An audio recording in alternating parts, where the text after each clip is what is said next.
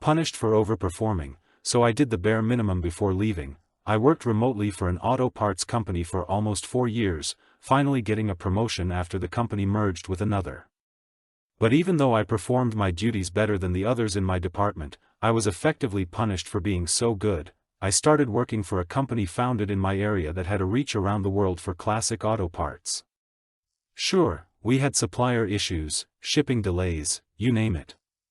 But the reputation of this company for being such a large source of hard-to-find car parts, from Model T and A Fords all the way up to modern muscle cars and everything in between. One of the brilliant minds in the management team decided to purchase a new sales/parts/service program for us, and it went downhill from there. Where one program would say we had 10 pieces of one item, inventory would say we had none, and where our accounting program would say a vendor was due payment, another would say nothing was owed. No one really knew what was going on until after the culprit manager had left with a hefty severance package. We started losing business, customers, vendors, and I, as a case manager, had to field calls daily trying to give whatever company line I was told to give to make the customers happy. We had a high turnover rate because of this, and the company almost went bankrupt.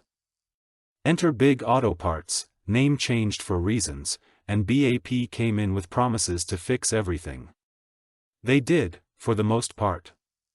They paid off vendors, closed out accounts, worked to repair bad relationships with everyone, and let go 60% of the staff from the building in my town. Sad, yes, but unfortunately that's the price of business. About 6 months after the merger, I was promoted to Customer Operations Specialist. I no longer took calls, but I had to make them for any number of reasons. When I started this new position, there was another person there, I'll call her Lucy, as well. We had different duties in the same department. I would research the issue that came up and she would call the customer to work out a solution. For a quick example, if an item they ordered was out of stock or delayed, I would find a different part or call the supplier for an ETA. This would go to Lucy and she would call to ask the customer if they wanted to wait or accept a comparable item. It only took 3 weeks for Lucy to decide she didn't fit in and left the company. This left a big hole to fill, and because I was used to calling customers, I was asked to do double duty. It worked out surprisingly well because I was already familiar with the situations and could make better suggestions while on the phone with the customers.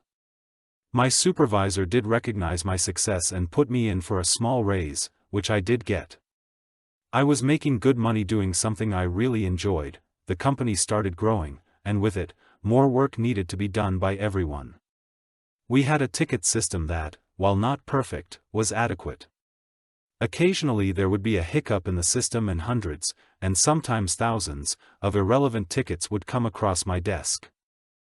I started noticing patterns and would call them out to my supervisor so someone with a higher pay scale than I could fix the underlying issue and we could all go home happy at the end of the day. Part of this growth meant that there were some areas in my department that would get too many tickets for the assigned person to handle solo, so I was asked to cross-train and learn these other areas. It didn't take long and soon I was doing other people's jobs better than them. I think it was a combination of me wanting to succeed and them wanting to do the bare minimum, and this plays into my malicious compliance near the end of this story. We had a point system that tracked how many tickets we worked, how long we spent on them, and whether the ticket needed a follow-up or could be closed as satisfied. The majority of my tickets could be closed because of one reason or another, and I always hit the metrics asked in order to secure a weekly bonus of $2.50 more per hour. Meeting my bonus put me at above the $20 per hour range every week with very few exceptions, so I was satisfied thinking I was doing a good job. They required me to make a minimum of 200 calls to customers and pass 2,400 points to make the bonus. And every week, I would make between 300 to 500 calls and hit nearly 7,000 points. In my youth, I got a degree from a local community college in video production, and that has always been my passion, but I was good at my current job and happy to be there. I got to take biannual trips to the corporate office, spring and winter, up north, made lots of friends, and even the owners of the company knew me by name due to my performance. My wife had changed jobs and was working for the local sheriff, and one day she emailed me that there was an opening in the media department. I applied and went through the 3-month process for possible employment, letting my current employer know they would be receiving a background check call. The process went smoothly, even resulting in me getting a call from the sheriff himself saying he was excited that I had applied back to my current company. I had been talked to several times about my numbers, with my supervisor telling me they were too high and no one else makes nearly that amount of points. When I said I was just following the metrics and doing my job, he let me know that changes were coming. On the day I received my call from the sheriff about being accepted as a new employee, I had a meeting with my supervisor.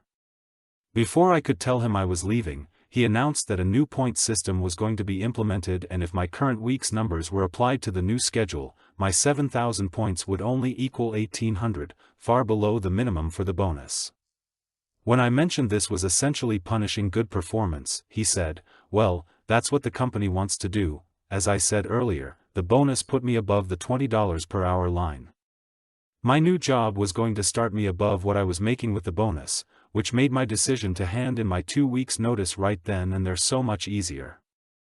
What cemented my decision was when I found out that even though I was going to finish my scheduled 40-hour work week on a Friday, since the end of the pay week was Saturday and I wasn't working that day, I wouldn't get the comp time I earned. They were going to withhold earned sick and vacation time because of a technicality. After 4 years of faithful service, I actually liked my supervisor. He was younger than my married son and was disabled, a good kid with a great heart, but hated that he had to follow procedure in punishing hard work. I told him as much and mentioned that I would do what my original job description required, and nothing more, for my last 2 weeks. It was glorious. We could take time off, if we had vacation or sick time available, if our work was done and we had nothing else to do for the rest of the day. I focused only on my originally assigned areas, and once completed I would clock out, putting in my comp time to make up for not being on the clock. I was able to use up all my time by my last day there, and because I wasn't helping anyone else, their work began to stack up.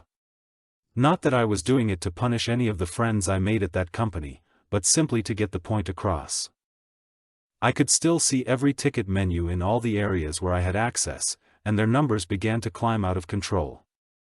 I was contacted by my supervisor's boss on more than one occasion, asking me to help out. And when I would point out that it wouldn't be fair to take points away from the other people when I was about to leave, and that per policy, I was done with my assigned duties and could therefore leave for the rest of the day, he would stammer, trying to convince me to do what was good for the company. I simply said, "I'm doing what is good for me. Unless you can offer me more than what the sheriff is willing to pay, I will only do what I am paid to do here until my last day." On my last day, I checked the ticket queue once again before signing off. My area had 0 tickets, and others where I worked that would average maybe 10 open or unworked tickets daily, now showed hundreds. What made me feel better was about 6 months after I left, I got a Facebook message from one of my old coworkers that I actually liked, wishing me a Merry Christmas and telling me they still had not found anyone who could do as much as I had done. But I am happy where I am and have plans to do this as long as I can, retiring one day after a long tenure here.